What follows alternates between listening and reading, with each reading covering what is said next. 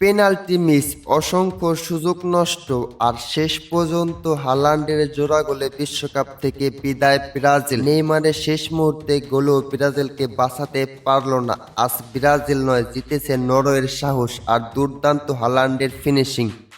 14 মিনিটেই এগিয়ে যাওয়ার সুবর্ণ সুযোগ পেয়েছিলেন ব্রাজিল, কিন্তু বনো গিমারাউসের নেওয়া পেনাল্টি সেভ করে দেন নরওয়ের গোলরক্ষক। এই পেনাল্টি যেন মিস হওয়ার পরে ব্রাজিল একেবারেই শেষ হয়ে গিয়েছে। প্রথমার্ধে কোনো দলই গোল করতে পারেনি, তবে দ্বিতীয় অর্ধায় শুরু হয় হালান্ডের ঝড়। ম্যাচের ৭৯ মিনিটে আর্লিং হালান্ড প্রথম গোল করে নরওয়েকে ১-০ ব্যবধানে এগিয়ে দেন। ব্রাজিল সমতা ফেরার চেষ্টা করলেও ৯০ মিনিটে আবারও গোল করে নিজের জোড়া গোল পূর্ণ করলেন হালান্ড। মুহূর্তের মধ্যে স্কোর লাইন হয়ে যায় ২-০।